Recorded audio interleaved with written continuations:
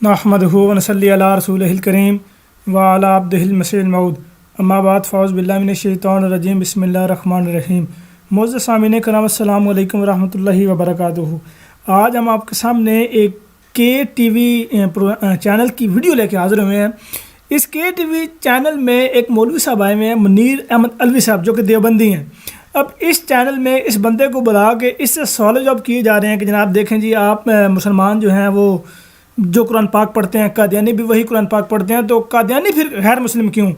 تو اس سوال کی پھر آگے تشریح کرتے ہوئے، سوال کا جواب دیتے ہوئے انہوں نے کس طرح جھوٹ بولا ہے، کس طرح عوام الناس کو دھوکہ دینے کی کوشش کی ہے، وہ آج ہم آپ کو دکھائیں گے اور پھر اس کا جواب تفصیل سے انشاءاللہ تعالی دیں گے۔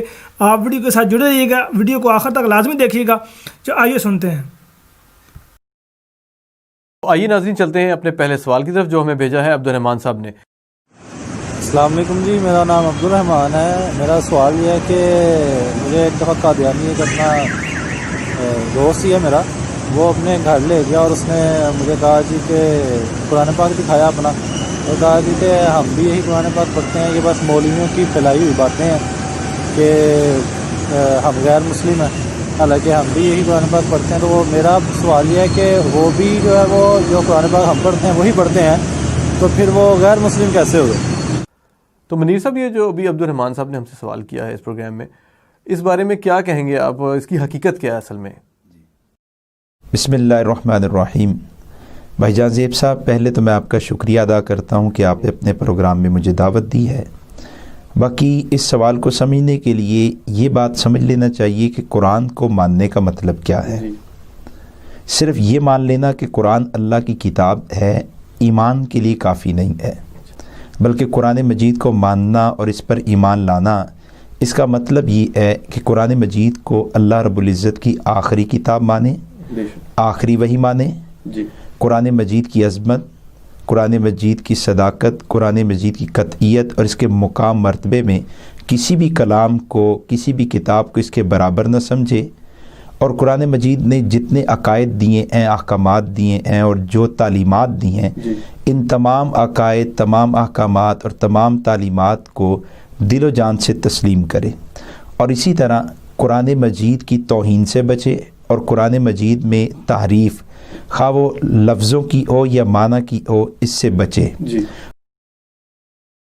منیر احمد الوی صاحب، میں یہاں پہ یہ آپ کو بتانا چاہ رہا ہوں کہ آپ جس قرآن پاک کی جو آپ نے یہ تعریف بیان کی ہے کہ قرآن پاک کو کس لحاظ سے ماننا چاہیے، اس لحاظ سے آپ بالکل بھی نہیں مانتے، چونکہ آپ دیوبندی ہیں، تو اس لیے میں آپ کو دیوبندی گھر سے یہ آپ کو وہ دوں گا، آپ کا حوالہ۔ اب آپ کے نزدیک، جو کہ میں پہلے ویڈیو لگا چکا ہوں، آپ کے نزدیک جو قرآن پاک کا ثبوت ہے وہ تو اجماع کے بغیر ملتے ہی نہیں ہے۔ یاد ہوگا نا آپ کو، یہ تو دیوبندی کا متفقہ فیصلہ ہے۔ دیوبندی اس بات کو مانتے ہیں کہ قرآن پاک کو بنا اجماع کا ثبوت ہی نہیں ہے، یعنی جب تک اجماع نہ ہوتا اس وقت تک قرآن پاک کا تو ثبوت نہیں تھا۔ تو قرآن پاک کے مساوی کتاب تو دور کی بات ہے، آپ نے تو قرآن کو بھی چھوڑ دیا، حدیث کو بھی چھوڑ دیا، اجماع کو لے آئے، یعنی علماء کو آپ نے قرآن پر بھی مقدم کر دیا کہ جب علماء نے اجماع کیا، علماء نے بتایا کہ واقعی قرآن خدا کی طرف سے ہے، تو اس وقت آپ نے اس پر ایمان لایا کہ واقعی قرآن پاک جو ہے خدا تعالیٰ کی طرف سے ہے۔ میرے یہ یوٹیوب چینل پہ ویڈیو لگی ہوئی ہے، آپ کے دیوبندی جو عالم ہیں مولانا الیاس گمن صاحب، وہ اس بات کا خود اقرار کرتے ہیں کہ جو بعض اوقات جو ہے اجماع وہ قرآن پر مقدم ہو جاتا ہے، اور ایون کہ یہاں تک کہہ دیا کہ اجماع کے بغیر قرآن کا ثبوت ہی نہیں ہے، معاذ اللہ۔ اور اگر کوئی اس کے خلاف ہو تو اس کو کفر سمجھے۔ ٹھیک ہو گیا۔ اب آجی اس طرف کہ کیا قادیانی، میں یہاں پر یہ بھی بات بیان کر دوں، آپ کہتے ہیں قرآن پاک کی توہین نہ کرنا۔ الحمدللہ اللہ تعالیٰ کے فضل و کرم سے قادیانی احمدی جو ہیں، الحمدللہ جن کو آپ قادیانی کہتے ہیں، اللہ تعالیٰ کے فضل و کرم سے قرآن پاک کی رتی برابر بھی الحمدللہ توہین نہیں کرتے، گستاخی نہیں کرتے، بلکہ دیوبندی آپ ہیں، آپ کا یہ عقیدہ ہے جو کہ فقہ حنفی کا مسئلہ ہے، فقہ حنفی میں یہ بات موجود ہے جو کہ آپ حضرت امام ابو حنیفہ رحمۃ اللہ علیہ کی طرف منسوب کرتے ہیں۔ آپ کہتے ہیں کہ قرآن پاک کو، سورۃ فاتحہ کو، نعوذ باللہ من ذالک، نعوذ باللہ من ذالک، پیشاب سے لکھنا جائز ہے۔ یہاں تک پھر آپ کہتے ہیں کہ جناب خون سے بھی سورۃ فاتحہ کو لکھنا جائز ہے۔ کیا یہ قرآن پاک کی توہین نہیں ہے؟ کیا اس پر آپ یہ فتویٰ لاگو نہیں کریں گے کہ جو قرآن پاک کی توہین کرتا ہے وہ کفر کرتا ہے؟ کیا یہ فتویٰ آپ پر واپس پلٹتا نہیں ہے؟ آپ نے اس مسئلے کا کبھی بھی رد نہیں کیا۔ دیوبندی جی، آپ تو خود مانتے ہیں، آپ کی کتابیں بھری پڑی ہیں اس بات سے کہ اگر جو بندہ مریض ہو اس کو اس بات کا علم ہو، اس کو اس بات کا ادراک ہو جائے کہ مجھے اس سے شفا ملے گی، تو اس کو پیشاب سے سورۃ فاتحہ لکھنے سے اگر شفا ملتی ہو کہ اس کو علم ہو جائے گا تو اس کو لکھنے کا کوئی بات نہیں ہے، کوئی حرج نہیں ہے، وہ لکھ سکتا ہے۔ یہ آپ کا عقیدہ قرآن پاک کا مطلب۔ پھر آپ کہتے ہیں کہ جناب قادیانی جو ہیں وہ توہین کرتے ہیں، نعوذ باللہ من ذالک۔ قرآن کو ایسے مانتے بھی ہیں جی۔ تو آپ مرزا غلام احمد قادیانی کی کتابوں کو دیکھیں تو اس میں آپ کو ملے گا کہ مرزا قادیانی نے بہت سے اسلامی قرآنی عقائد کا انکار کیا ہے، جیسے قرآن مجید اللہ رب العزت کی وحدانیت کو بیان کرتا ہے، لیکن مرزا غلام احمد قادیانی اللہ کی وحدانیت کا انکار کرتا ہے اور دعویٰ خدائی کرتا ہے۔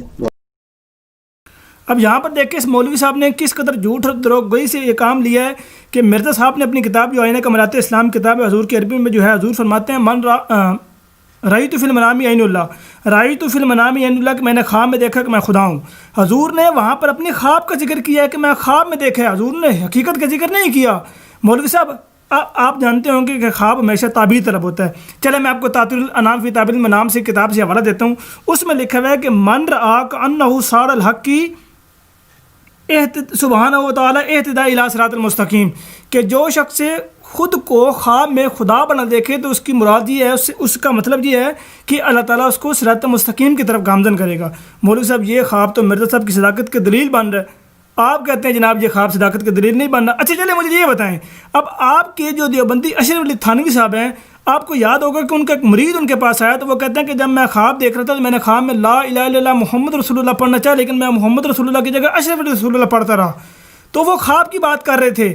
تو آپ اگر یہ بتائیں کہ خواب کو اگر حقیقت پر لیا جائے تو جس بندے نے یہ کلمہ پڑھا لا الہ الا اللہ اشرف علی رسول اللہ، اور جس بندے نے اس کی تصدیق کی، یعنی آپ کے جو روحانی پیشوا روحانی باپ ہیں آپ کے جو اشرف علی تھانوی صاحب، انہوں نے اس بات کا انکار کیوں نہیں کیا؟ انہوں نے کفر کا فتویٰ کیوں نہیں لگایا کہ تم نے یہ کلمہ کفر کہا ہے؟ اگر خواب ہمیشہ حقیقت طلبی ہوتا ہے تو مولوی صاحب جہاں پر بھی فتویٰ لگائیں، یہ آپ کے اپنے گھر کی کتاب ہے۔ قرآن مجید انبیاء کی عظمتوں کو صداقتوں کو بیان کرتا ہے، لیکن مرزا قادیانی نے جا بجا انبیاء کی عظمتوں پر حملہ کیا ہے۔ قرآن مجید امام الانبیاء مولوی صاحب یہ جو آپ نے الزام لگایا کہ نعوذ باللہ من ذالک مرزا صاحب نے جو انبیاء کرام علیہ السلام کی توہین کی ہے، ان کی گستاخی کی ہے، ان کی شان میں اس طرح کے الفاظ بولے ہیں، آپ کو یہ حوالہ سے دیتے، آپ نے زبانی کلامی بات کر کے عوام الناس کو پڑھنا ڈال دیا، عوام الناس کو گیسنگ پہ لگا دی، کتنی غلط بات ہے یہ۔ آپ ضرور آپ حوالہ دیتے، جیسے کہ آپ نے آگے مزید کتابوں کے حوالے دیے ہیں جو کہ دوسرے ٹاپک سے، اگر اس طرح کی بات ہوتی تو آپ ضرور حوالہ دیتے۔ صلی اللہ علیہ وسلم کی خاتمیت کو ان کے آخری نبی ہونے کو بیان کرتا ہے، لیکن مرزا قادیانی حضور علیہ السلام کے بعد دعویٰ نبوت کرتا ہے۔ اسی طرح قرآن مجید خاتمیت کی آپ بات کرتے ہیں تو جس خاتمیت کی مرزا صاحب نے بات کی ہے اسی خاتمیت کی قاسم نانوتوی صاحب نے بات کی، جو کہ علماء دیوبند ہیں، بانی دیوبند ہے۔ قاسم نانوتوی صاحب کا نام تو آپ نے سنا ہی ہوگا نا، منیر صاحب۔ قاسم نانوتوی صاحب کی کتاب تحذیر الناس میں وہ یہ لکھتے ہیں کہ اگر بعد زمانہ نبی کریم صلی اللہ علیہ وسلم کی امت میں کوئی نبی پیدا ہو جائے تو آپ کی خاتمیت میں کوئی فرق نہیں پڑتا، کوئی حرج نہیں ہوتا۔ یہ تحریر لکھ رہے ہیں قاسم نانوتوی صاحب۔ تو قاسم نانوتوی صاحب کی اس تحریر لکھنے کے بعد آپ کے جو دوسرے علماء ہیں، دوسرے اکابرین بریلوی جو ہیں یا جو دوسرے اہل حدیث ہیں، وہ تو ان کو ختم نبوت کے منکر کہتے ہیں۔ اب آپ کو پتہ ہے اسام الازمان میں جو فتویٰ لگا، یہ اس پہ قاسم نانوتوی صاحب پہ جو فتویٰ لگا ختم نبوت کے منکر ان کی وجہ سے، اسی کتاب کی وجہ سے، تو اسی تحریر کی وجہ سے ان پہ ختم نبوت کا فتویٰ لگا، منکرین ختم نبوت کا فتویٰ لگا۔ تو اگر اس تحریر کو لکھنے کے بعد قاسم نانوتوی صاحب بھی کافر نہیں ہوا تو پھر مرزا صاحب کی اس تحریر کے بعد مرزا صاحب کافر نہیں ہو سکتے۔ اور پھر مرزا صاحب نے نبی کریم صلی اللہ علیہ وسلم کی خاتمیت کا انکار بالکل بھی نہیں کیا، بلکہ خاتمیت کا انکار تو آپ لوگ خود کرتے ہیں، وہ اس طریقے سے کہ نبی کریم صلی اللہ علیہ وسلم کی امت میں ایک ایسے نبی کو لا رہے ہیں آپ جو شرعی نبی ہے اور جو مستقل نبی تھے، آپ اس نبی کو اس امت میں لا رہے ہیں جو عیسیٰ علیہ السلام ہے، جن کو آپ شرعی نبی مانتے ہیں۔ تو خود آپ بتائیں کہ شرعی نبی کا انکار کون کر رہا ہے؟ وہ پھر اس طرح شرعی نبی کا انکار آپ کر رہے ہیں کہ جب وہ عیسیٰ علیہ السلام کو آپ اس امت میں لے کے آتے ہیں تو پھر ساتھ یہ بھی کہتے ہیں چونکہ وہ عیسیٰ علیہ السلام ہوں گے، وہ امت محمدیہ بھی آئیں گے، وہ اپنی شریعت نہیں چلائیں گے، ان کی شریعت منسوخ ہو جائے گی۔ تو شریعت کو چھین کون رہا ہے؟ آپ چھین رہے ہیں۔ تو نبی اللہ کا گستاخ کون ہے؟ وہ آپ ہیں۔ نبی صلی اللہ علیہ وسلم کے بعد نبوت کا اقرار کرنے والا کون ہے؟ وہ آپ ہیں. یعنی نبی کریم صلی اللہ علیہ وسلم کی نبوت کے بعد ایک نبی اللہ کا آپ بھی اقرار کرتے ہیں اور ہم بھی اقرار کرتے ہیں. ہمارے نزدیک وہ مسیح نبی اللہ آ چکا ہے، آپ کے نزدیک وہ مسیح نبی اللہ آنا ہے. تو پھر ختم نبوت کا منکر اگر بعد نبی صلی اللہ علیہ وسلم کے ایک نبی اللہ کا آنا ہے اور اس سے ختم نبوت کا بندہ منکر بن جاتا ہے، تو اس سے تو ڈبل ختم نبوت کا منکر آپ بنتے ہیں کہ آپ شرعی نبی کو اور مستقل نبی کو نبی کریم صلی اللہ علیہ وسلم کی امت میں اتار رہے ہیں. حضرت عیسیٰ ابن مریم کے بن باپ پیدا ہونے کا اعلان کرتا ہے، لیکن مرزا قادیانی اس عقیدے کا بھی انکار کرتا ہے. قرآن نعوذ باللہ من ذالک. مولوی صاحب کس قدر جھوٹ، کس قدر فراڈ، کس قدر دجل و فریب سے آپ کام لے رہے ہیں. مرزا صاحب کی کوئی ایک تحریر ہی آپ دکھا دیتے، کوئی ایک چھوٹی سی تحریر ہی دکھا دیتے کہ جس میں مرزا غلام صاحب قادیانی علیہ الصلوۃ والسلام نے یہ بات بیان فرمائی ہو کہ عیسیٰ علیہ الصلوۃ والسلام جو ہیں وہ بن باپ پیدا نہیں ہوئے. حضور نے کسی جگہ پہ بھی یہ بات بیان نہیں فرمائی، بلکہ حضور کی کتابوں میں آپ کو یہ مل جائے گا کہ حضرت مرزا غلام صاحب قادیانی علیہ الصلوۃ والسلام یہ بات بیان فرماتے ہیں کہ عیسیٰ علیہ الصلوۃ والسلام کی جو ولادت ہے، جو پیدائش ہے، وہ بن باپ کے ہی ہوئی. آپ اس کے الٹ کہہ رہے ہیں. آپ کے ذمہ یہ بارے ثبوت تھا کہ آپ ثبوت پیش کرتے کہ مرزا صاحب نے کہاں پہ لکھا کہ عیسیٰ علیہ الصلوۃ والسلام بن باپ پیدا نہیں ہوئے. قرآن مجید حضرت مریم صدیقہ کی پاک دامنی کا اعلان کرتا ہے، لیکن مرزا قادیانی اس عقیدے کا بھی انکار کرتا ہے. مولوی صاحب وہ کہتے ہیں نا کہ حدیث میں آتا ہے کہ جب تم حیا نہ کرو تو جو چاہے کرو. میرے خیال آپ وہی کر رہے ہیں. آپ جو یہ زبانی کلامی باتیں کر رہے ہیں، آپ کو چاہیے تھا کہ کوئی تحریر پیش کرتے، کوئی ایک حوالہ پیش کرتے، کوئی ایک اقتباس پیش کرتے کہ دیکھو جی یہاں پہ مرزا صاحب نے حضرت مریم علیہ السلام کے بارے میں یہ الفاظ استعمال کیے ہیں. آپ نے کوئی ثبوت نہ دینا، کتاب کا اسکین نہ دکھانا یا حوالہ نہ دینا. اسکین تو چلو ٹھیک ہے نہیں دکھا سکے بر وقت، آپ نے کتاب کا حوالہ بھی نہیں دیا، آپ نے کوئی تحریر بھی نہیں بتائی کہ فلاں جگہ پہ مرزا صاحب نے یہ جناب الزام لگائے، یہ توہین کی حضرت مریم علیہ السلام کی. ایسا نہ کریں مولوی صاحب، آپ نے خدا کو بھی جواب دینا ہے، مرنا بھی ہے آپ نے. اور دوسری بات، مرزا غلام احمد قادیانی نے قرآن مجید کی متعدد آیات میں تحریف معنوی کا ارتکاب کیا ہے. امت محمدیہ ان آیات کا، امت مسلمہ ان آیات کا جو معنی بیان کرتی آ رہی تھی وہ اسلامی عقائد کے مطابق تھا، لیکن مرزا قادیانی نے ان آیات کا معنی بدل دیا اور ان آیات میں تحریف کی ہے اور اس طرح سے اسلامی عقائد میں بگاڑ لانے کی کوشش کی ہے. اور تیسری بات کہ قرآن پر ایمان کا معنی تھا کہ قرآن کو آخری کتاب. مولوی صاحب یہاں پہ جو آپ نے یہ الزام لگایا کہ مرزا صاحب نے قرآن پاک کو جو لفظ ایک چلتا آ رہا تھا خاتم النبیین، اس کا معنی چینج کرنے کی کوشش کی ہے، جو کہ آپ الزام لگا رہے ہیں اور آپ یہ کہہ رہے ہیں کہ امت اجماع کے انکار کیے، یہ علماء کے انکار کیے. آپ جانتے ہیں کہ نواب صدیق حسن خان صاحب بھوپالی کی کتاب اکترب الساعہ، اس میں وہ یہ فرماتے ہیں کہ حدیث لا وی بعد موتی اصل ہے، ہاں لا نبی بعد ہی آیا ہے. اس کے معنی نزدیک اہل علم کے یہ ہیں کہ میرے بعد کوئی نبی شرع ناسخ نہ لاوے گا. یعنی وہ یہ کہہ رہے ہیں کہ جو حدیث میں لا نبی بعد ہی آیا ہے اس کے معنی یہ ہیں کہ آپ صلی اللہ علیہ وسلم کی امت میں کوئی ایسا نبی نہیں آئے گا جو آپ صلی اللہ علیہ وسلم کی شریعت کو منسوخ کرے. یہ اقترب الساعہ کی کتاب ہے، نواب صدیق حسن خان صاحب بھوپالی کی یہ کتاب ہے. اس کے بعد تحذیر الناس، جو کہ میں پہلے بھی یہ بتا چکا ہوں، آپ کی اپنے جو بانی دیوبند ہیں انہوں نے اپنی کتاب تحذیر الناس کے صفحہ نمبر 34 پہ یہ بات بیان کی ہے. وہ کہتے ہیں کہ اگر بالفرض بعد زمانہ نبی صلی اللہ علیہ وسلم بھی کوئی نبی پیدا ہو تو پھر بھی خاتمیت محمدی میں کچھ فرق نہ آئے گا. یہ صفحہ نمبر 34 کی تحریر میں آپ کو دکھا رہا ہوں تحذیر الناس کتاب کی. اس کے علاوہ ملا علی قاری بھی یہ بات بیان فرماتے ہیں، موضوعات الکبریٰ میں یہ بات لکھتے ہیں. وہ لکھتے ہیں کہ نبی کریم صلی اللہ علیہ وسلم نے جو اپنے بیٹے حضرت ابراہیم علیہ السلام کی وفات پر یہ بات بیان کی تھی کہ لو عاش ابراہیم وصار نبی، کہ اگر میرا بیٹا ابراہیم زندہ ہوتا تو ضرور سچا نبی ہوتا. وہ آگے یہ بات بیان فرما رہے ہیں فلا يناقض قولہ، کہ یہ اللہ تعالیٰ کے قول کے خلاف نہیں ہے. کون سا قول وہ بیان کر رہے ہیں؟ آگے لکھتے ہیں وہ خاتم النبیین، اس قول کے خلاف نہیں ہے. اس کی پھر آگے توضیح کیا بیان کر رہے ہیں، اس کی تشریح کیا بیان کر رہے ہیں. وہ لکھتے ہیں ظلمانی انہ لا یاتی نبی بعدہ ینسک ملت ولم یکن من امتہ، کہ اس کا معنی یہ ہے کہ آپ صلی اللہ علیہ وسلم کی امت میں کوئی ایسا نبی نہیں آئے گا کہ جو آپ کی شریعت کو منسوخ کرے اور جو آپ کی امت میں سے نہ ہو. یہ تو ملا علی قاری بھی یہ بات بیان کر رہے ہیں. آپ کہتے ہیں کہ مرزا صاحب نے کوئی الگ معنی بیان کر دیا. نعوذ باللہ. مولوی صاحب اس طرح تو نہ کیے کریں، جھوٹ تو نہ بولا کرے، آپ نے خدا کو بھی جواب دینا. ہاں آپ ایسا معنی ختم نبوت کا معنی بیان کرتے ہیں جو پہلے خود رسول اللہ صلی اللہ علیہ وسلم نے یہ معنی بیان نہیں کیا. یعنی آپ نے ایک عجیب ہی ختم نبوت بنائی ہوئی ہے. وہ اس طرح جیسے کہ میں پہلے بھی یہ بات بیان کر چکا ہوں کہ ختم نبوت کا آپ کے نزدیک معنی یہ ہے کہ نبی کریم صلی اللہ علیہ وسلم آخری نبی ہیں. نہیں جی آخری نہیں ہے، عیسیٰ علیہ السلام نبی آنا ہے اور عیسیٰ علیہ السلام شرعی نبی ہیں. پھر عیسیٰ علیہ الصلوۃ والسلام کو شرعی نبی اس امت میں اتار کے شریعت کو بھی آپ لیتے ہیں، پھر اس پر بھی آپ پر فتویٰ لگتا ہے۔ اس جو آپ یہ حدیث، یہ جو آپ عیسیٰ علیہ الصلوۃ والسلام کی نبوت کو چھینتے ہیں، نعوذ باللہ من ذلک، شرعی نبی کو، اس نبوت، اس چھیننے پر بھی آپ پر فتویٰ لگتا ہے۔ وہ فتویٰ کس کا لگتا ہے؟ امام جلال الدین سیوطی رحمۃ اللہ علیہ کا فتویٰ لگتا ہے۔ وہ یہ بات بیان فرماتے ہیں کہ جو بندہ یہ کہے کہ عیسیٰ بعد نزول نبی اللہ نہیں ہوگا، وہ پکا کافر ہے۔ تو اس فتوے کے تحت بھی آپ آ جاتے ہیں۔ وہ کہتے ہیں نا کہ نہ خدا ملا، نہ وصال سے، نہ ادھر کے رہے نہ ادھر کے رہے، تو یہ حساب بن جاتی ہے۔ تو مولوی صاحب جھوٹ نہ بولا کریں، ختم نبوت کا جو عام معنی بیان کرتے ہیں وہ حدیث رسول اللہ صلی اللہ علیہ وسلم میں ہے ہی نہیں۔ پھر اب یہ کرتے ہیں کہ نہیں جی چونکہ وہ پرانے تھے تو وہ آئیں گے تو وہ نئے نہیں ہوں گے، وہ پرانے ہی ہوں گے، تو یہ نئی اور پرانے کی اصطلاح آپ نے کہاں سے نکالی ہے؟ اور پھر اب یہ کہتے ہیں کہ جناب وہ نبی جو نئی ہے وہ پرانی، یہ نئی پرانی کی اصطلاح آپ نے بتانی ہے کہ کہاں جائے۔ اگر میری ویڈیو آپ تک پہنچے یا آپ کو کوئی بھی پیروکار یا کوئی بھی دیوبندی میری ویڈیو سنے تو وہ نئی اور پرانے کی اصطلاح یہ جو آپ آگے پیچھے والی بات کرتے ہیں تو یہ ضرور بتائیے گا۔ سمجھنا، لیکن قادیانی قرآن مجید کو آخری کتاب نہیں سمجھتے، قرآن مجید کو آخری وحی نہیں مانتے۔ نعوذ باللہ من ذلک۔ مولوی صاحب یقین کریں کہ واقعی صحیح میں نے کہا ہے کہ جو حدیث میں جو ہے نا نبی کریم صلی اللہ علیہ وسلم نے ہمیں بات نہیں بیان فرما دی تھی، کیونکہ وہ اللہ تعالیٰ کے آخری شرعی نبی تھے، یہ بات بیان فرما گئے ہیں۔ رسول اللہ صلی اللہ علیہ وسلم نے یہ بات بیان فرمائی ہے کہ جب تم حیا نہ کرو تو جو جائے کرو۔ تو مولوی صاحب واقعی وہی کر رہے ہیں۔ مرزا صاحب کیا بات بیان فرماتے ہیں؟ مرزا صاحب بیان فرماتے ہیں کہ اب کوئی شریعت نہیں آ سکتی، قرآن خاتم الکتب ہے۔ یہ کون سا والا مولوی صاحب؟ بلا روحانی خزائن جلد نمبر 20 صفحہ 279 کی یہ تحریر ہے۔ مرزا صاحب تو فرما رہے ہیں کہ قرآن خاتم الکتب، آپ کہتے ہیں جناب نہیں، قادیانی تو مانتے نہیں ہیں۔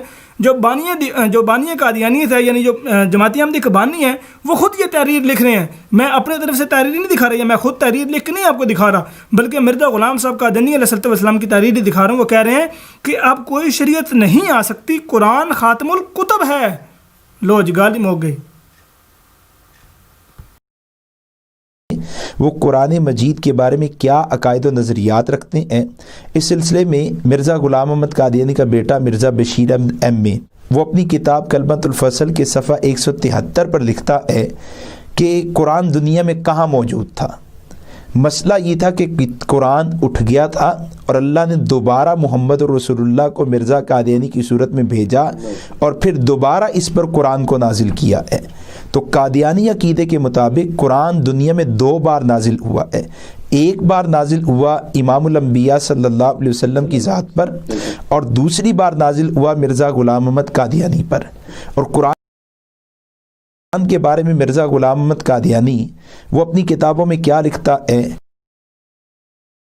مولوی صاحب واقعی شرم نام کی تو چیز دور دور تک نہیں ہے۔ کلمۃ الفصل کا آپ نے وہ حوالہ تو دے دیا صفحہ نمبر 173 کے، جہاں پہ مرزا بشیر احمد صاحب ایم نے یہ بات بیان فرمائی ہے کہ قرآن پاک دنیا سے اٹھ گیا۔ آپ نے اس کی وجہ نہیں بتائی کہ حضور کہ مرزا صاحب نے یعنی مرزا بشیر احمد صاحب ایم نے یہ بات کیوں لکھی اور اس کی کیا توضیح بیان کی ہے۔ سامعین کرام یہ مولوی صاحب بتا دیتے تو یہاں پہ ان کے بیٹھنے کا مقصد ہی ختم ہو جاتا۔ یہ سامنے بندہ جو جہاں زیب رانا بیٹھے ہوئے، یہ اس کو کہتا ہے کہ یار تو ادھر بیٹھ کے کر کیا رہا ہے، اگر تم نے خود ہی جواب دینا تو بات دراصل یہ ہے کہ کلمۃ الفصل کتاب میں مرزا بشیر احمد صاحب ایم نے یہ بات بیان فرمائی ہے کہ رسول اللہ صلی اللہ علیہ وسلم نے یہ خود بات بیان فرمائی تھی کہ جب سورۃ جمعہ نازل ہو رہی تھی تو جب نبی کریم صلی اللہ علیہ وسلم وآخرین منہم لما یلحقوا بہم والی آیت پر آئے تو صحابہ کرام نے پوچھا کہ یا رسول اللہ صلی اللہ علیہ وسلم یہ آخرین سے کون لوگ مراد ہیں؟ تو نبی کریم صلی اللہ علیہ وسلم خاموش رہے۔ صحابہ نے پھر پوچھا کہ یا رسول اللہ صلی اللہ علیہ وسلم آخرین سے کون لوگ مراد ہیں؟ نبی کریم صلی اللہ علیہ وسلم دوسری دفعہ بھی خاموش رہے۔ تیسری دفعہ پھر صحابہ کرام رضوان اللہ علیہم اجمعین نے پوچھا کہ یا رسول اللہ صلی اللہ علیہ وسلم آخرین سے کون لوگ مراد ہیں؟ تو نبی کریم صلی اللہ علیہ وسلم نے حضرت سلمان فارسی رضی اللہ عنہ کی کندھے پہ ہاتھ رکھ کے یہ بات بیان فرمائی کہ لو کان الایمان معلقا بسریا لنالہ رجلا او رجالا من ہؤلاء۔ یہ صحیح بخاری کتاب التفسیر سورہ جمعہ زیر آیت وآخرین منہم لما یلحقوا بہم کی یہ حدیث ہے، اور یہی صحیح مسلم میں بھی روایت آئی ہوئی ہے۔ اب اس میں رسول اللہ صلی اللہ علیہ وسلم یہ بات بیان فرما رہے ہیں کہ اگر ایمان سریا پر بھی چلا گیا تو ان میں سے کچھ لوگ یا ایک شخص اس کو واپس لے کے آئیں گے۔ اب اس کی توضیح بیان کرتے ہوئے ایک اور حدیث میں آئے جو مشکات کتاب العلم کی حدیث ہے۔ نبی کریم صلی اللہ علیہ وسلم یہ بات بیان فرماتے ہیں کہ یاتی علی الناس زمان لا یبق من الاسلام الا اسمہ، کہ گمان ہے کہ لوگوں پر ایک ایسا زمانہ آئے گا کہ اسلام صرف نام کرایا جائے گا، ولا یبقى من القرآن الا رسمہ، قرآن پاک صرف رسم کے طور پر رہ جائے گا۔ یعنی جس طرح یہ قسمیں کھانے کے لیے، بیٹیوں کے ساتھ شادی کرنے کے لیے جو کہ آج کا رسم اس طرح بنی ہوئی ہے۔ اس کے بعد پھر رسول اللہ صلی اللہ علیہ وسلم یہ بات بیان فرماتے وہ مساجدہم آمنۃ وہی خراب من الہدیٰ، ان کی مساجد بظاہر تو آباد ہوں گی لیکن ہدایت سے خالی، جیسا کہ آج کل بھی ہو رہا اور پہلے بھی ہو رہا تھا کہ مساجد بظاہر تو آباد ہے، لیکن کیا ہو رہا ہے آج کل پاکستان میں یہ آپ کو بتانے کی ضرورت نہیں ہے، جانتے ہوں گے آپ کہ ہر روز کوئی نہ کوئی کسی نہ کسی مولوی کی کوئی نہ کوئی واردات سامنے آئی ہوتی ہے۔ اللہ تعالیٰ ان کے حال پہ رحم کرے۔ اس کے بعد پھر آگے رسول اللہ صلی اللہ علیہ وسلم یہ بات بیان فرماتے ہیں، علماء ہم شر من تحت عدیم السماء، کہ ان کی علماء جو ہیں وہ آسمان کے نیچے بدترین مخلوق ہوں گے۔ اب یہ حدیث کتاب مشکات کتاب علم کی حدیث ہے۔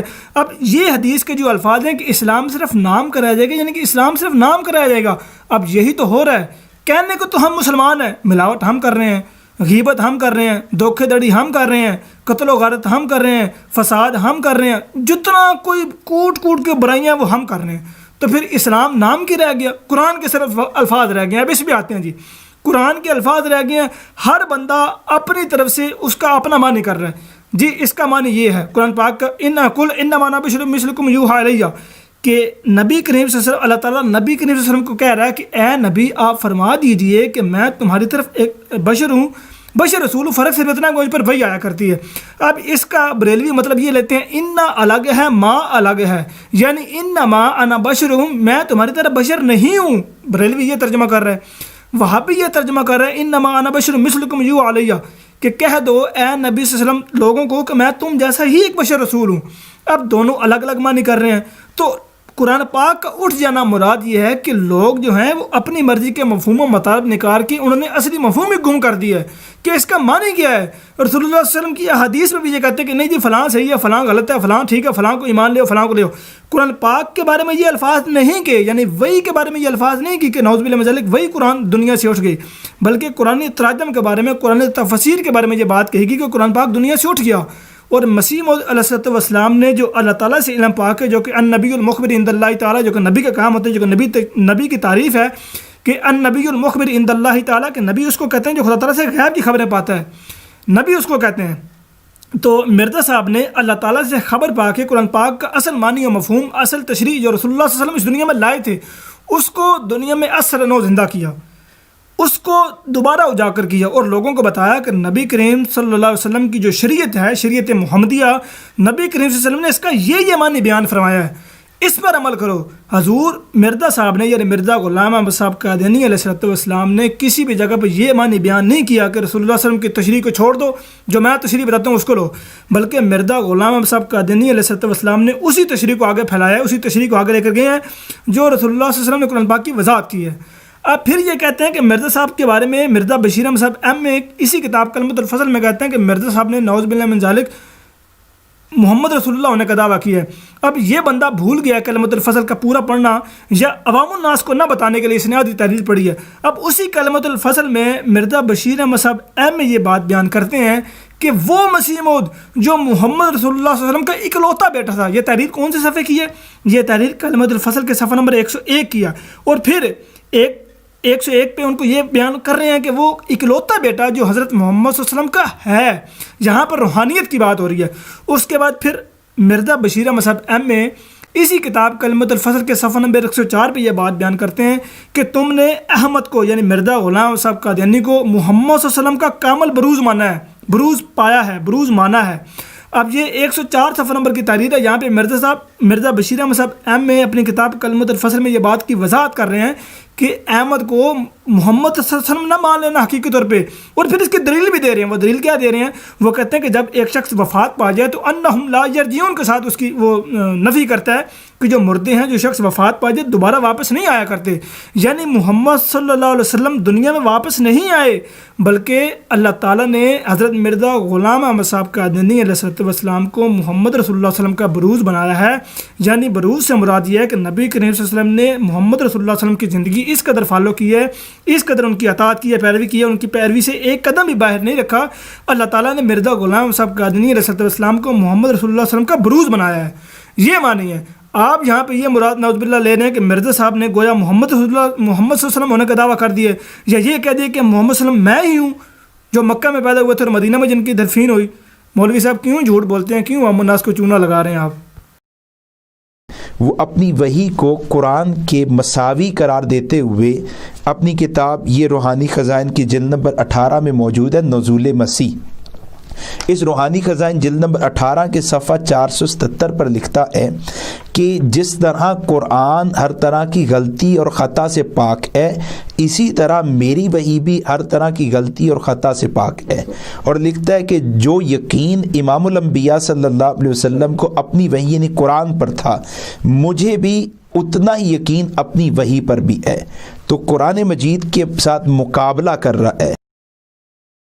سامعین کرام، یہاں پہ مولوی منیر احمد علوی صاحب نے پھر دھوکہ دھڑی سے کام لیا ہے۔ مولوی صاحب یہ بتانا چاہ رہے ہیں کہ اگر ایک نبی پہ وحی ہو، مثلا میں آپ کو مثال دینے کے لیے یہ بات سمجھاتا ہوں کہ عیسیٰ علیہ السلام کی وحی، ٹھیک ہے، عیسیٰ علیہ السلام کی وحی انجیل، محمد رسول اللہ صلی اللہ علیہ وسلم کی وحی جو ہے قرآن مجید۔ اب انجیل کے بارے میں کیا آپ یہ تصور کر سکتے ہیں کہ عیسیٰ علیہ السلام کو جو اللہ تعالیٰ نے وحی کی، انجیل تو اس وقت محرف و مبدل ہو چکی ہے، اب کیا آپ یہ تصور کر سکتے ہیں کہ عیسیٰ علیہ السلام کو جب اللہ تعالیٰ وحی کر رہا ہو تو عیسیٰ علیہ السلام کہیں کہ نہیں جی مجھے شک ہے، یہ خدا تعالیٰ کی طرف سے کلام ہی نہیں ہے؟ یعنی نبی یہ بات بیان کرے کہ آپ تصور کر سکتے ہیں جب نبی ہی یہ بات بیان کر دے کہ مجھے خدا تعالیٰ کی وحی میں شک ہے، میں اس پہ شک کر رہا ہوں، مجھے تو یقین ہی نہیں کہ یہ خدا تعالیٰ کی طرف سے ہے، تو کیا اس نبی کی نبوت پر ایمان رہ جائے گا؟ کیا آپ کو شخص کی صداقت پر ایمان رہ جائے گا جس کو اپنے وحی پر یقین نہیں ہے؟ مرزا صاحب نے بین ہی یہی بات بیان فرمائی ہے کہ اللہ تعالیٰ نے جو مجھ پر وحی کی ہے، مجھے اس پر کسی قسم کا شک و شبہ نہیں ہے، مجھے اس کے اوپر یہی یقین ہے کہ جس طرح اللہ تعالیٰ نے باقی انبیاء اور دیگر انبیاء پر وحی نازل کی، مجھے نہ جس طرح ان پر شک نہیں ہے، اسی طرح مجھے اس وحی پر شک نہیں جو اللہ تعالیٰ نے میرے پر نازل کی ہے۔ یہ مانیے مولوی صاحب ٹکرار برابری کا مقابلہ نہیں کر رہے۔ حضرت مرزا غلام صاحب قادیانی علیہ السلام نے قرآن پاک کے ساتھ اپنے وحی کا برابری کا مقابلہ نہیں کیا، بلکہ حضرت مرزا غلام احمد صاحب قادیانی علیہ السلام نے یقین کی مثال دیتے ہوئے یہ بات بیان کی ہے کہ جس طرح قرآنی وحی جو ہے اس کا مجھے یقین ہے کہ یہ خدا تعالیٰ کی طرف سے ہے، اسی طرح ہی جو اللہ تعالیٰ میرے سے ہم کلام ہوتا ہے، اللہ تعالیٰ مجھے وحی کرتا ہے، اس کا مجھے یقین ہے کہ یہ خدا تعالیٰ کی طرف سے ہے۔ یہ مانیے مولوی صاحب، جب آپ اپنی طرف سے حاشی چڑھائیں گے تو پھر اسی طرح ہی ہوگا۔ پھر آپ مرزا قادیانی کی کتاب یہ 22ویں جلد روحانی خزائن میں موجود ہے، کتاب کا نام ہے حقیقت الوحی۔ اس 22ویں جلد کے صفحہ نمبر 407 پر اس نے لکھا کہ اللہ نے جس قدر مجھ پر اپنا کلام نازل کیا ہے، اگر ان سب کو اکٹھا کیا جائے تو 20 پاروں سے کم نہ بنے۔ چنانچہ مرزا قادیانی کے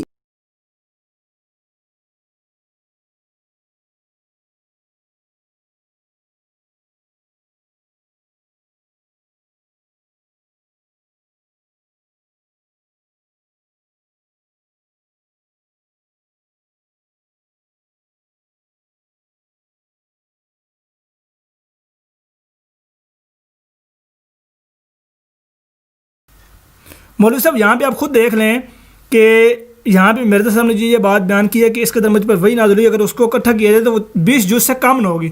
آپ نے جز لفظ کو نکال کے پارے یہاں پہ ڈال دیا تھا کہ عوام الناس کو مشتعل کر سکیں، گمراہ کر سکیں کہ وہ یہ تو واقعی قادیانی قرآن پاک کا مقابلہ کر رہے ہیں، یہ تو واقعی قرآن پاک کے بارے میں کہہ رہے ہیں کہ جناب قرآن پاک 30 پارے میں تھا، تو مرزا صاحب کہہ رہے ہیں میری جو وحی ہے وہ 20 پارے میں ہوگی ہے، یہ تو عوام الناس کو آپ چونا لگانے کی بات کر رہے ہیں۔ مولوی صاحب جھوٹ نہ بولا کریں، دھوکہ دھڑی نہ دیا کریں، مرنا بھی ہے آپ نے، پتہ نہیں اتنی بڑی درد رکھ کے آپ کو پھر بھی حیا نہیں آتی۔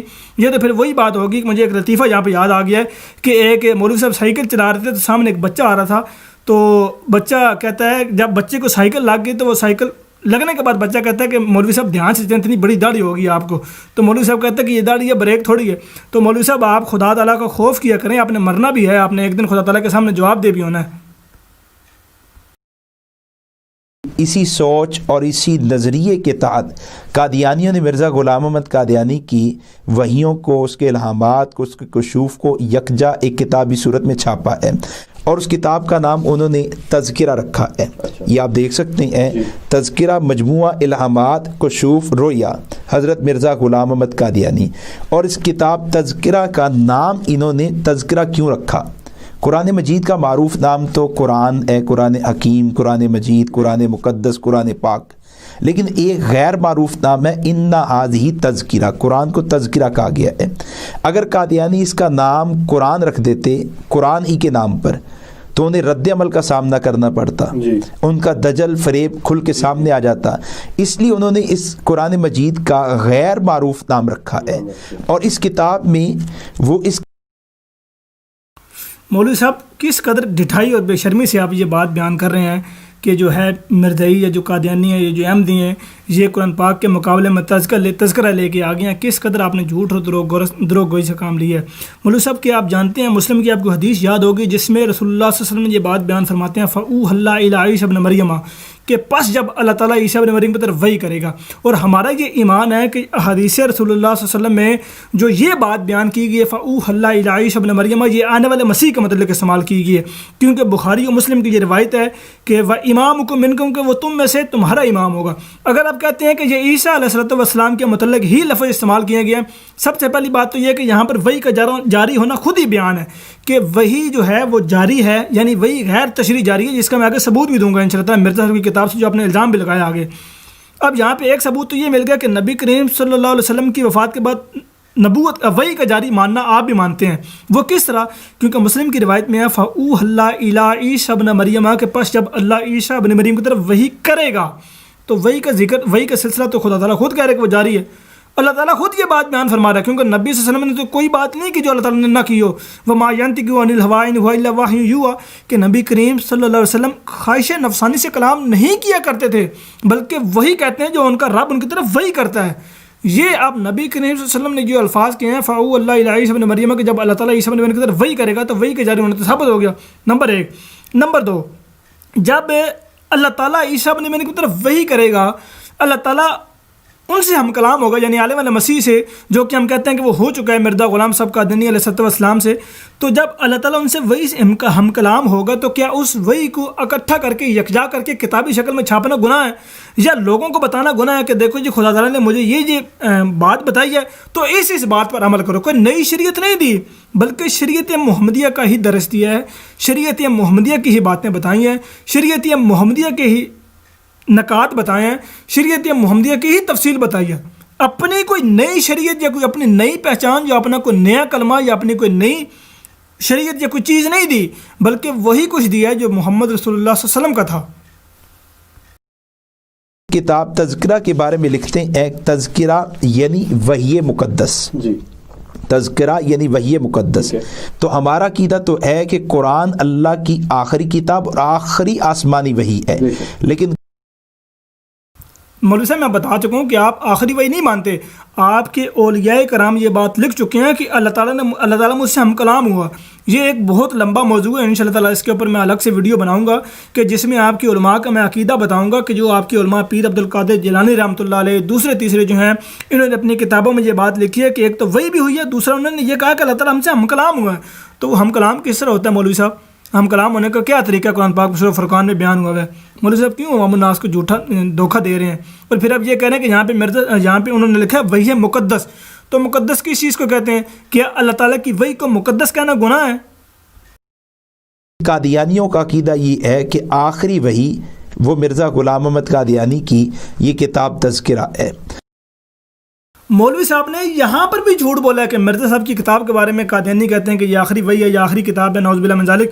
اول تو یہ ہے کہ ہم یہ مانتے نہیں ہیں کہ جو آپ الزام لگا رہے ہیں، کیونکہ ہم یہ مانتے ہیں کہ قرآن پاک جو ہے وہ خاتم الکتب ہے.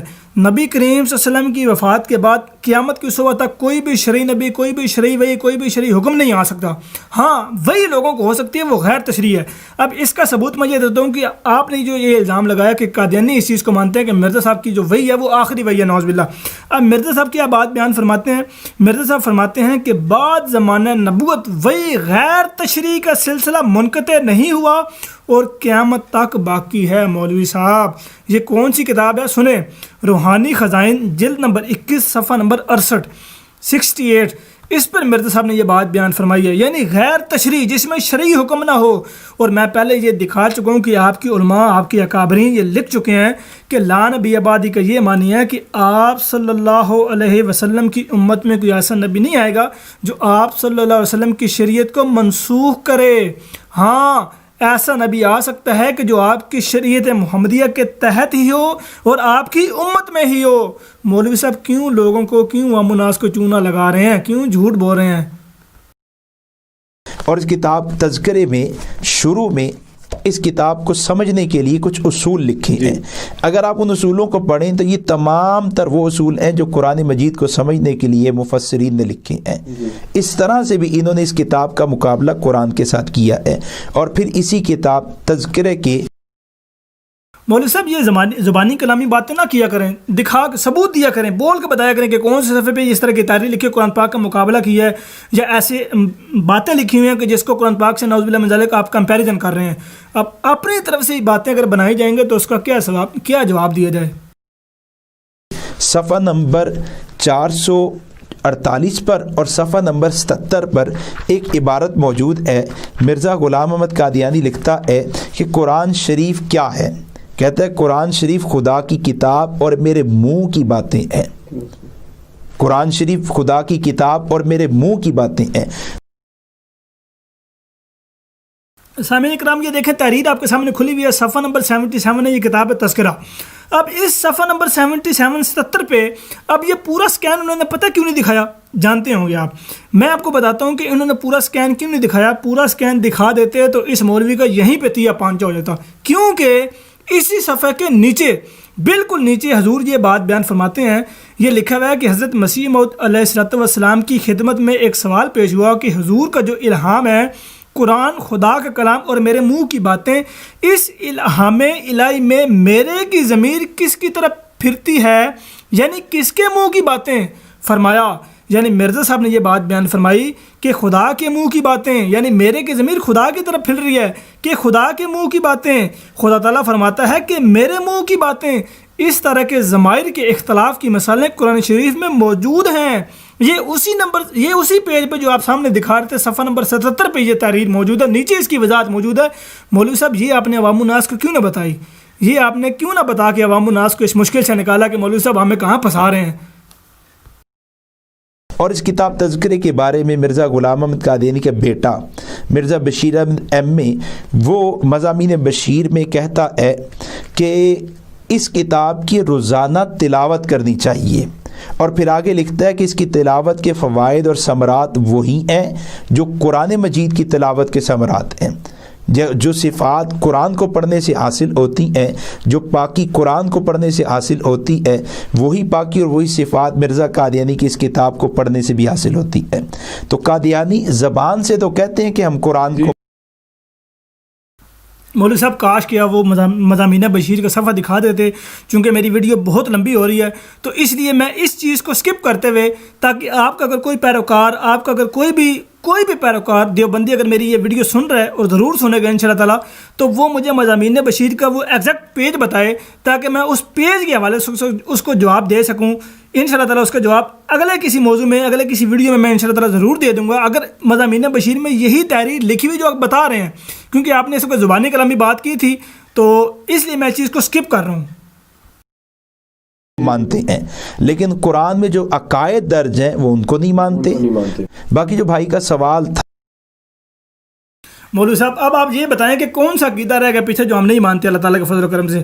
ہم تو یہ مانتے ہیں کہ مرزا صاحب نے یہ بات بیان فرمائی کہ قرآن پاک میں اگر 700 احکام ہے تو ایک حکم کی بھی نافرمانی کرنے سے انسان دوزخ میں جا سکتا ہے۔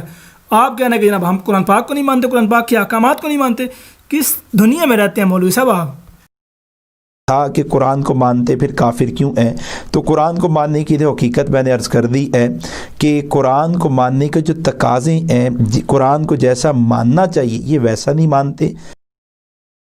مولوی صاحب ابھی بھی آپ ہم پہ الزام دے رہے ہیں کہ ہم قرآن پاک کو نعوذ باللہ من ذالک ویسا نہیں مانتے، بلکہ میں تو کہتا ہوں کہ قرآن پاک کو آپ نہیں مانتے، بلکہ آپ تو یہی مانتے ہیں کہ نعوذ باللہ من ذالک قرآن پاک کو پیشاب سے لکھنے بجاز نعوذ باللہ ثم معاذ اللہ یہ لکھتے ہیں، یہ بات بیان کرتے ہیں۔ پھر اب یہ بھی کہتے ہیں کہ اب قرآن پاک کو خون سے لکھنا بھی جائز ہے، جبکہ خون بھی ناپاک ہے، خون بھی پاک نہیں ہے۔ تو یہ عقیدے آپ کے ہیں۔ پھر مرزا صاحب تو یہ بات بیان فرماتے ہیں کہ قرآن پاک کا ایک شوشہ بھی ہے جو وہ منسوخ نہیں ہے۔ آپ کہتے ہیں قرآن پاک کی 5 آیات جو کہ آپ یہ پیچھے آپ کی علماء بھی یہ لکھ چکے ہیں، آپ کے علماء بھی یہ کہتے ہیں کہ قرآن پاک کی کچھ آیات منسوخ ہیں، آپ مانتے ہیں اس چیز کو منسوخ ہیں؟ دیوبندی کو تو یہ بڑا پکا عقیدہ ہے کہ قرآن پاک کی کچھ آیات منسوخ ہیں، نعوذ باللہ من ذالک۔ ہمارا تو یہ عقیدہ ہے کہ قرآن پاک کی 2 آیات تو کیا 3 آیات تو کیا ایک لفظ تو کیا ایک شوشہ بھی منسوخ نہیں ہے، الحمدللہ قیامت تک واجب العمل ہے۔ آپ کہتے ہیں کہ قرآن پاک کو ہم نہیں مانتے، قرآن مجید کے تقاضوں پر عمل نہیں کرتے۔ یہ ایسا ہی ہے جیسے ایک عیسائی کہہ دے جی میں قرآن کو مانتا ہوں لیکن قرآنی تعلیمات کو نہ مانے، قرآنی احکامات کو نہ مانے، قرآن وحدانیت باری تعالیٰ کا عقیدہ دے، وہ تثلیث کے عقیدے کو نہ چھوڑے۔ تو قادیانی یہ کہیں کہ قرآن کو مانتے لیکن قرآن کی نہ مانے تو یہ غلط بیانی ہے، یہ ہاتھی کے دانت دکھانے کی اور کھانے کی اور کا مزدار۔ مولوی صاحب یہ ہاتھی کے دانت کھانے کے اور دکھانے کے اور واقعی آپ کی طرف سے ہیں، کیونکہ آپ جو چیز عوام الناس کو دکھا رہے ہوتے ہیں وہ حقیقت میں کچھ اور ہوتی ہے، اور یہ صرف اور صرف جھوٹ اور پراپیگنڈا ہی ہے جو کہ آپ بیٹھ کے کرتے ہیں سوشل میڈیا پہ، ادھر ادھر لائیو کریں یا جس طرح بھی کریں، وہ آپ کا اپنا یہ ایک پراپیگنڈا ہے مولویوں کا پاکستان میں یا دوسری کنٹریز میں۔ یہ صرف واقعی کھانے کے دانت دکھانے کی اور ہیں، کھانے کی اور ہیں۔ اللہ تعالیٰ آپ لوگوں کو ہدایت دے، اللہ تعالیٰ آپ لوگوں کو حق بات کہنے کی توفیق دے، اور اللہ تعالیٰ آپ کو خود حق بات ماننے کی توفیق دے۔ ہیں اور دوسرا یہ جو کہا کہ کافر کیوں کہتے ہیں، تو کافر ہونے کی تو اور بہت سی وجوہات ہیں، اسی میں آپ کے سامنے کچھ باتیں آگے کہ قرآن کے بارے میں کیا کیا عقائد رکھتے ہیں۔ اس کے علاوہ آپ کے پہلے پروگرام میں بھی اس پر بات ہو چکی ہے کہ اور بہت سی وجوہات ہیں جن کی وجہ سے ان کو کافر کہا گیا ہے۔ تو ناظرین یہ تھا ہمارا آج کا پروگرام، اور مولوی صاحب نے یہاں پہ یہ بات بیان کر دی، ایک اور نویں عوام کو ٹرک کی بتی کے پیچھے لگا دیا کہ قادیانیوں کو اس کے علاوہ اور بھی کئی وجوہات ہیں جن کی وجہ سے کافر کہا جاتا ہے۔ مولوی صاحب کبھی آپ یہاں وہ بھی بیان کر دیتے تو کیڈی چاس آ جاتی، مطلب اس کے بھی ساتھ ہی جواب آ جاتا، لیکن مولوی صاحب آپ نے عوام کو ٹرک کی بتی دکھا دی ہے، لیکن ٹرک کی بتی انشاءاللہ وہ آپ نہیں دیکھیں گے، آہستہ آہستہ عوام میں اگر انشاءاللہ تعالیٰ آئے گی، ضرور آئے گی۔ وہ بات یہ ہے کہ آپ نے یہ کہا کہ ان کو غیر مسلم کہا جاتا ہے، کافر کہا جاتا ہے۔ مولوی صاحب کافر تو آپ کو بھی کہا جاتا ہے، جانتے ہیں آپ، بریلوی آپ کو کافر کہتے ہیں، اہل حدیث آپ کو کافر کہتے ہیں، شیعہ آپ کو کافر کہتے ہیں، تو کافر تو مولوی صاحب آپ کو بھی کہا جا رہا ہے۔ ہون کے کرو، ہون کے کریے، کافر تو آپ کو بھی کہا جا رہا ہے۔ آپ نے صرف ہمارے کے اوپر آپ نے واپس تیر ڈال دیا کہ نہیں جی قادیانی کو کافر غیر مسلم کہا جا رہا ہے۔ کافر تو خود آپ کی علماء، آپ کے اکابرین جو پیٹی بھائی آپ کے 1972 میں تھے، آپ کے ساتھ جو تھے، وہی آپ کو کافر کہتے ہیں، اور آپ کہہ رہے ہیں جناب قادیانی کافر ہیں۔ عجیب بات ہے یار، پتہ نہیں کس مٹی کے بنے ہوئے آپ۔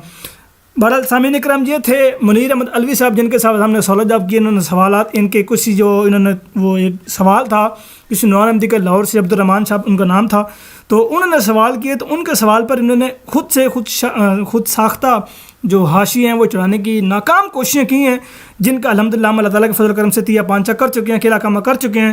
اللہ تعالیٰ ہمیں ہمیشہ حق بات کہنے کی توفیق دے، اللہ تعالیٰ ہمیں ہمیشہ حق بات سننے کی توفیق دے، اور اللہ تعالیٰ ہمیشہ ہمیں قرآن پاک کی تعلیمات پر عمل کرنے کی توفیق عطا فرمائے۔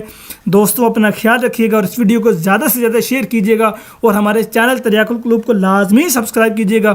اپنا خیال رکھیے گا، تب تک نیکسٹ ویڈیو کے لیے، تب تک کے لیے اجازت دیجیے۔ اللہ حافظ نظر، السلام علیکم ورحمۃ اللہ وبرکاتہ۔